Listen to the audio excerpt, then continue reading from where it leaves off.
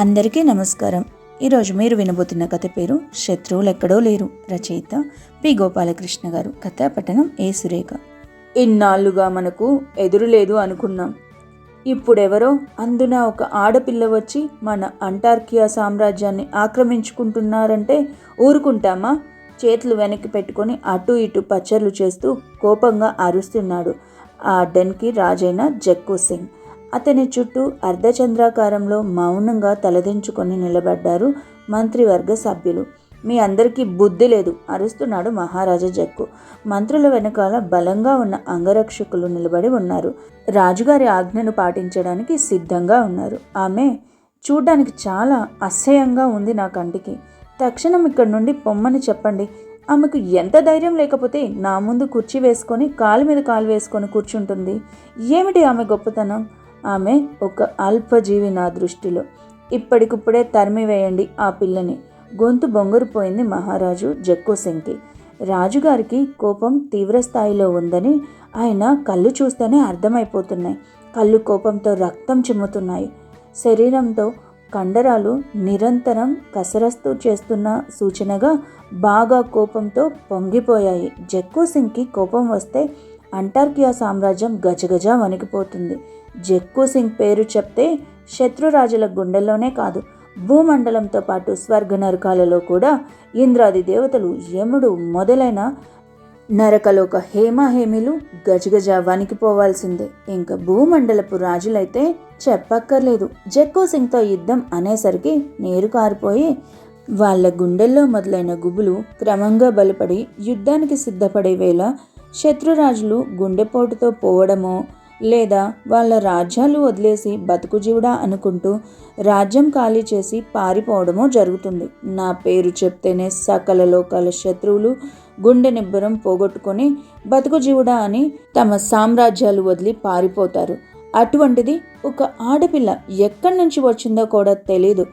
ఆమె ఒక అనామకురాలు. దర్జాగా కుర్చీలో, అందులోనూ కాలు మీద కాలు వేసుకొని కూర్చుంటుందా? రాజుగారి కోపానికి అర్థం ఉంది. గతంలో ఒక చిన్న పిల్లవాడు తమ సామ్రాజ్యానికి వచ్చి 10 నిమిషాల్లో నానా బీభత్సం సృష్టించి వెళ్ళాడు. వాడి దెబ్బకి పెద్ద రాణివారు కాలం చేస్తే చిన్న రాణివారు ఒక కన్ను ఒక కాలు పోగొట్టుకున్నారు.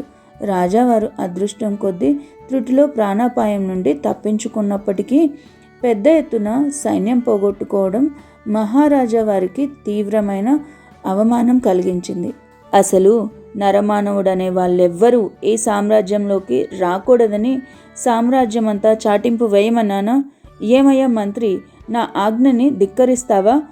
కోపంలో చిందులు తొక్కుతున్నాడు జక్కూ సింగ్. మహారాజా, తమరి కోపానికి అర్థం ఉంది, కానీ కోపం ప్రదర్శిస్తే ప్రయోజనమేముంది? ఇప్పుడు కోపం కంటే బల ప్రదర్శన ముఖ్యం. లేదా బుద్ధి బలం ప్రదర్శించి మన సామ్రాజ్యంలోకి వచ్చిన ఆ అమ్మాయిని వెనక్కి తిరిగి చూడకుండా పారిపోయేలా చేయాలి. ఇదే మన ముందున్న తక్షణ కర్తవ్యం. రాజవైద్యులు కంటికి కట్టిన కట్టుని సరిచేసుకుంటూ కాలి కుంటితనం కనపడకుండా అవస్థపడుతూ నడిచి వచ్చి రాజుగారి పక్కనే నిలబడింది చిన్నరాణి. ఆ స్థితిలో రాణివారిని చూసేసరికి రాజుగారికి బాధ కలిగింది. దాంతోపాటు ఆ రోజు తమ జీవితాల్ని, తమ సామ్రాజ్యాన్ని నాశనం చేయాలనుకున్న ఆ పిల్లాడు కనిపిస్తే చిన్నపిల్లాడు అని జాలి కూడా చూపించకుండా వాణ్ణి కసితీరా శిక్షించాలని రాజుగారికి, రాణివారికి అనిపించసాగింది. మహారాజా, తమ ఆజ్ఞానుసారం మన సామ్రాజ్యం అంతటా చాటింపు వేయించాను. ఆ పిల్లవాడి ఆచూకీ తెలిపిన వారికి మంచి బహుమతి, రాజోచిత సత్కారం చేయిస్తారని మీ మాటగా చెప్పించాను. రాజుగారి ముందు చేతులు జోడించి నిలబడ్డాడు మంత్రి. మంత్రి మొహంలోకి చూడడానికి కూడా ఇష్టం లేనట్లు మహారాజు జక్కూ సింగ్ తల పక్కకు తిప్పుకొని, ఆ అమ్మాయిని తక్షణమే ఇక్కడి నుండి పంపించేయండి. మీరేం చేస్తారో నాకు అనవసరం. విసురుగా అక్కడి నుండి బయలుదేరాడు రాజు. రాజు వెంట చిన్నరాణి వారు కంటికి కట్టిన కట్టుని సరిచేసుకుంటూ చేతికర్రని ఊతంగా పట్టుకొని వయ్యారంగా నడుస్తూ ముందుకి కదిలారు. ఆమె వెనకాల రాణివాసపు చెలికత్తెలు, వారి వెంట మంత్రివర్గం, చివరిగా రాజుగారి, రాణిగారి అంగరక్షకులు కూడా బయలుదేరారు. ఇదే మేడం మీకు కేటాయించిన రూమ్. ఇది స్టాఫ్ కాలనీ. మీరు ఆ పక్కన ఉన్న టాయిలెట్స్ వాడుకోవచ్చు. ఈ పక్కన ఉన్న టాయిలెట్స్ అవతలి వరుసలో ఉన్న స్టాఫ్ క్వార్టర్స్ వాళ్ళు వాడుతున్నారు. తాగడానికి వాటర్ కావాలంటే ఎదురుగా ఉన్న చెట్టు కింద ఉన్న కుళాయిలో మినరల్ వాటర్ వస్తుంది. బాటిల్స్లో పట్టుకొని వాడుకోవచ్చు. ఉదయం 6:30 నుండి 7 గంటల వరకు టీ టైం, 8 నుండి 8:30 వరకు బ్రేక్ఫాస్ట్, తర్వాత అసెంబ్లీ, తర్వాత స్కూల్, 1 గంటకు లంచ్ బ్రేక్, మళ్ళీ 2 గంటల నుండి సాయంత్రం 5 గంటల వరకు స్కూల్ ఉంటుంది. మీకేమైనా సహాయం కావాలంటే స్కూల్లో ప్రిన్సిపల్ గారికి చెప్పండి.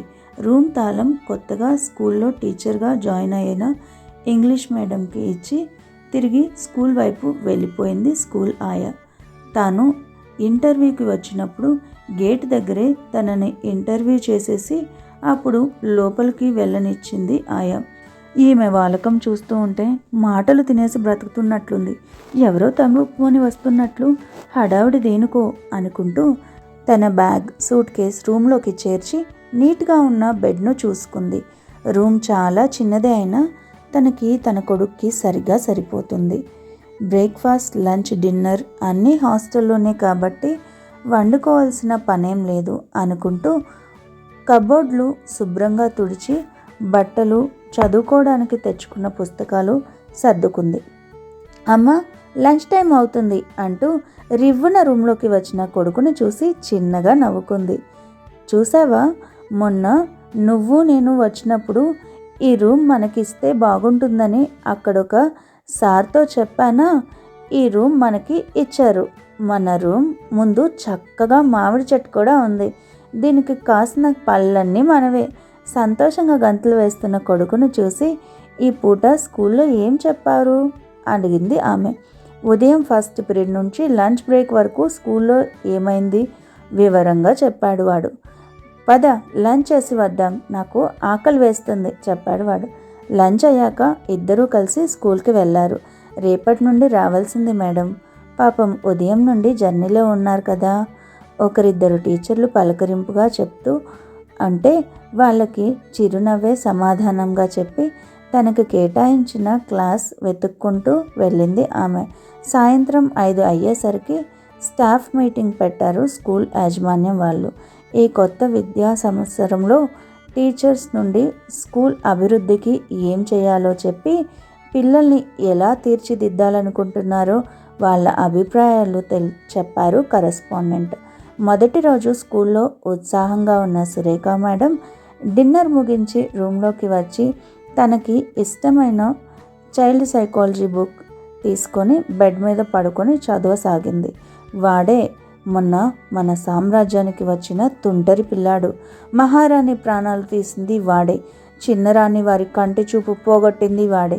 వాడిని అస్సలు మన సామ్రాజ్యంలోకి అడుగు పెట్టనివ్వవద్దు గట్టిగా అరుస్తున్నాడు జక్కూ సింగ్. మహారాజా, తమరు శాంతంగా ఉండండి. ఇప్పుడు వాళ్ళు మన చేతికి చెక్కారు. వాళ్ళని ఎలాగైనా మన సామ్రాజ్యంలోకి అడుగు పెట్టకుండా మరోసారి మన పేరు చెప్తే భయపడిపోయేలా చెయ్యాలి. తన కంటి చూపు పోగొట్టినందుకు పగతో రగిలిపోతున్న చిన్నరాణి వారు ఉన్న ఒక్క కన్ను మూసుకొని ఆలోచనలో పడింది. మహామంత్రి, క్షణాల్లో తన సైన్యం అంతటినీ సిద్ధం చేయండి. మన సామ్రాజ్యంలో ఉన్న సమస్త ప్రజానికాన్ని ఆడ మగ తేడా లేకుండా, పిల్ల పెద్ద తేడా లేకుండా సత్వరం ఇక్కడికి రావాలని మహారాణి వారి ఆజ్ఞగా ప్రకటించండి అంది చిన్నరాణి. చిన్నరాణి మహారాజు జక్కూ సింగ్ పక్కనే ఆసీనులైంది. చుట్టూ వందలాది మంది సైనికులు, వాళ్ళ వెనకాల సామాన్య ప్రజానికం నిల్చుని మహారాజు వారి ఆజ్ఞ కోసం ఎదురు చూడసాగారు. అంటార్కియా సామ్రాజ్యపు ప్రజలారా, సైనికులారా, నా ప్రియమైన మంత్రివర్గ సహచరులారా, ఇప్పుడు మన సామ్రాజ్యం చిక్కుల్లో పడబోతుంది. ఒక ఆడపిల్ల, ఆమెతో పాటు ఒక చిన్న పిల్లవాడు మన సామ్రాజ్యంలో అడుగుపెట్టారు. మీకందరికీ తెలుసు, గతంలో ఒక చిన్న పిల్లవాడు మన సామ్రాజ్యంలో ఎంత గందరగోళం సృష్టించాడో. వాడు చేసిన తుంటరి పనుల వలన మహారాణి వారు కాలగతి చెందింది. చిన్నరాణి వారికి ఒక కన్ను పోయింది.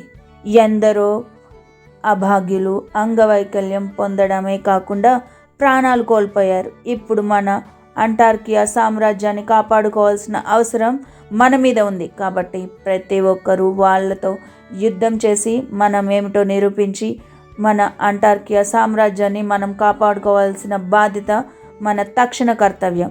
యుద్ధంలో గెలిచిన తర్వాత ప్రతి ఒక్కరికి పేరు పేరున సన్మానం ఉంటుందని మర్చిపోవద్దు. తన సైన్యాన్ని ప్రజల్ని ఉత్సాహపరిచాడు మహారాజు జక్కూ సింగ్. ముందుగా కొందరు సిపాయిలు ప్రజలు నేరుగా ఆ తుంటరి పిల్లవాడి మీద దాడి చేయండి ఉత్సాహపరిచింది చిన్నరాణి. ఇద్దరిద్దరు మంత్రులతో కలిసి కొంత సైన్యం మరికొంతమంది ప్రజలు కలిసి హాయిగా నిద్రపోతున్న ఆ పిల్లాడి మీద దాడికి బయలుదేరారు. అమ్మో, నా చెవిలోకి ఏదో దూరిపోయిందే, ఏడుస్తూ నిద్ర లేచాడు మేడం గారి అబ్బాయి.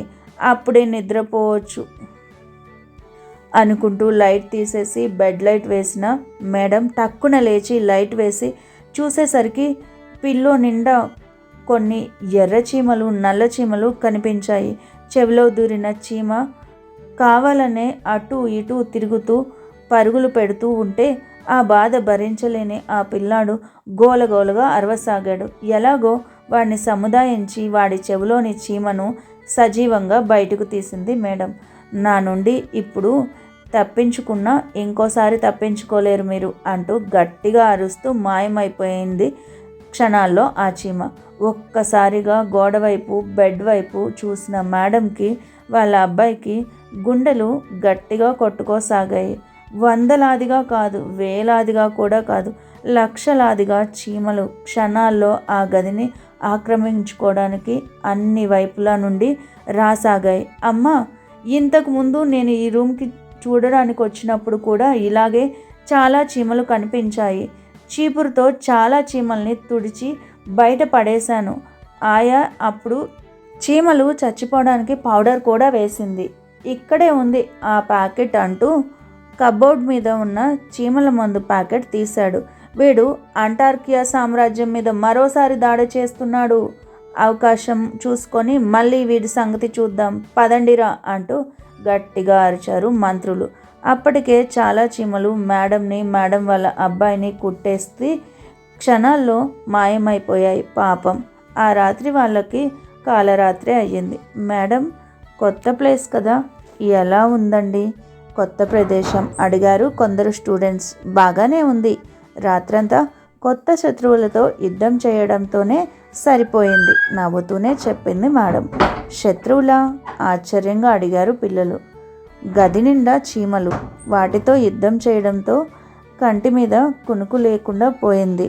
శత్రువులు ఎక్కడో లేరు నాకు, నా రూమ్లోనే చీమల రూపంలో ఉన్నారు. క్లాస్ వైపు నడుస్తూ చెప్పేసి వెళ్ళిపోయింది. మరో చక్కటి కథతో మీ ముందుంటాను. అంతవరకు సెలవు.